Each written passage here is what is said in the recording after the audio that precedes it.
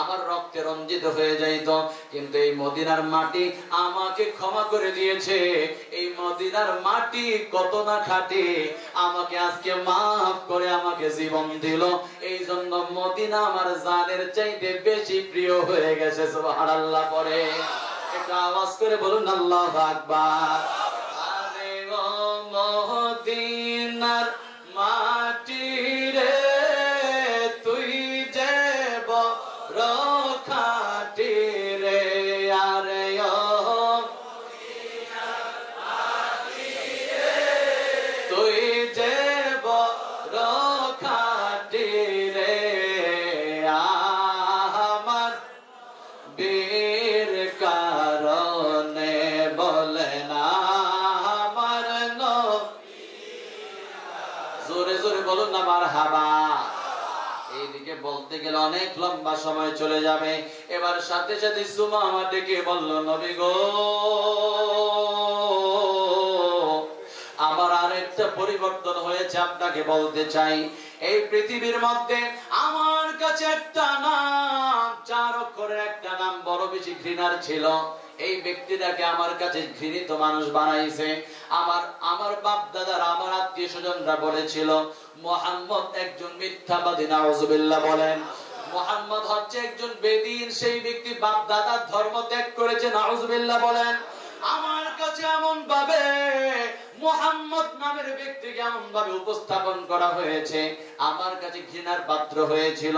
খোদার কসম ইয়া রাসূলুল্লাহ, আমাকে যখন আপনার সাহাবীরা ধরে আনলো, আনার পর আপনি রাসূলের দিকে আমি যখন তাকাইলাম, তাকানোর পর আমার মনে হইল আসমানের চাঁদ দেখতে যদিও সুন্দর হয়, আপনি নবীকে দেখতে আরো বেশি বেশি সুন্দর দেখায়।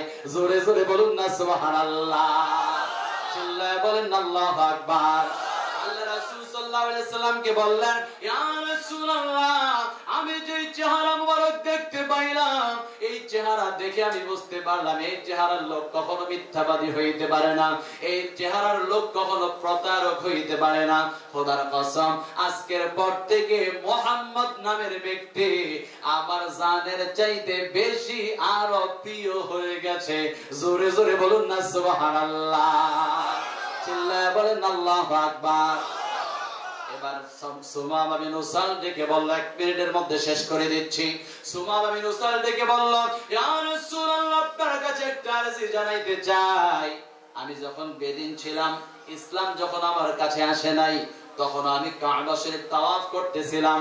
আপনার সাহাবীরা আমাকে ধরে নিয়ে এসেছে, যদি একটু অনুমতি দিতেন ঈমানটা লইয়া একটু কাবা শরীফটা তাওয়াফ করে দেখতাম কেমন লাগে। আল্লাহর নবী বললেন, উত্তর দাও। আল্লাহ রাসূল সাল্লাল্লাহু আলাইহি সাল্লাম বললেন, ঠিক আছে, তোমাকে সময় দেওয়া হইল।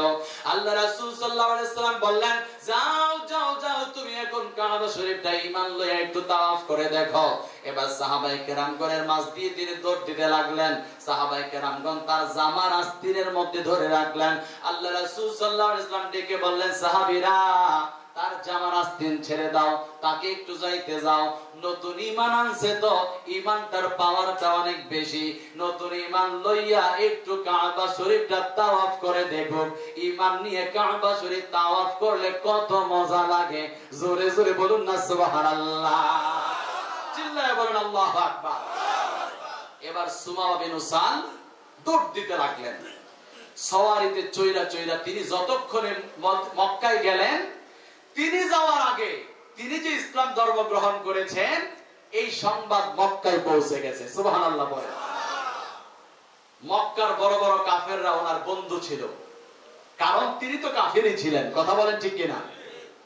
বন্ধুরা এবার পথের মধ্যে দাঁড়িয়ে থাকলো, দায়া ডেকে বলল, সুমামা, তোমার ব্যাপারে শুনতে পাইলাম তুমি নাকি বেদিন হয়ে গেছো। সুমামা বিন উসাল ডেকে বলল, এতদিনই তো বেদিন ছিলাম, এই মাত্র দিন পাইলাম। জোরে বলুন সুবহানাল্লাহ। বেদিন ছিলাম এতদিন, এই মাত্রই দিন পাইলাম। জোরে বলুন না সুবহানাল্লাহ। যখন এই কথা বললেন, বলার পর বন্ধুদের মুখের মধ্যে চুনকালি পড়লো, অর্থাৎ একেবারে কালো হয়ে গেল। কালো হয়ে যাওয়ার পর এবার তিনি তাওয়াফ